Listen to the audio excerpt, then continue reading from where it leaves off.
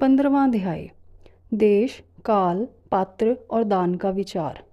ऋषियों ने कहा, समस्त पदार्थों के ज्ञाताओं में श्रेष्ठ सूत जी हमसे देश, काल और दान का वर्णन करें। देश का वर्णन। सूत जी बोले, अपने घर में किया देव यज्ञ शुद्ध ग्रह के फल को देने वाला है। गौशाला का स्थान घर में किए गए देव यज्ञ से 10 गुना, जबकि जलाशय का तट गौशाला से 10 गुना है। एवं जहाँ तुलसी, बेल और पीपल वृक्ष का मूल हो, वह स्थान जलाशय तट से भी 10 गुना महत्व देने वाला है। देवालय उससे भी अधिक महत्व रखता है। देवालय से 10 गुना महत्व रखता है तीर्थ भूमि का तट। उससे भी श्रेष्ठ है नदी का किनारा, तथा उसका 10 गुना उत्कृष्ट है तीर्थ नदी का तट।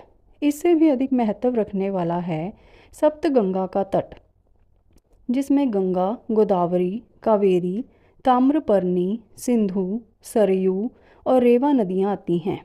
इससे भी 10 गुना अधिक फल समुद्र का तट, और उससे भी 10 गुना अधिक फल पर्वत चोटी पर पूजा करने से होता है। और सबसे अधिक महत्व का स्थान वह होता है जहाँ मन रम जाए। काल का वर्णन। सतयुग में यज्ञ, दान आदि से संपूर्ण फलों की प्राप्ति होती है। त्रेता में तिहाई, द्वापर में आधा, कलयुग में इससे भी कम फल प्राप्त होता है। परंतु शुद्ध हृदय से किया गया पूजन फल देने वाला होता है।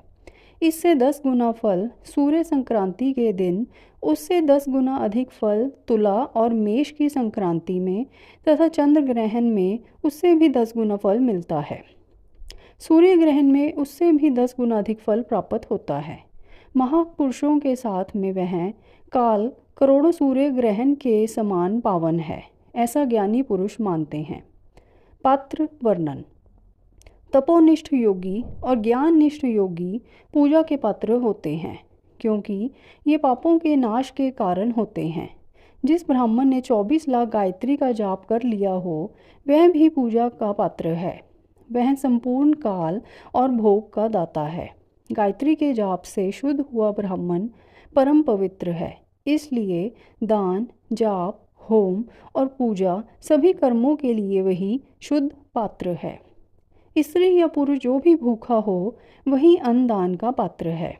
जिसे जिस वस्तु की इच्छा हो, उसे वह वस्तु बिना मांगे ही दे दी जाए, तो दाता को उस दान का पूरा फल प्राप्त होता है। याचना करने के बाद दिया गया दान आधा ही फल देता है। सेवक को दिया दान चौथाई फल देने वाला होता है।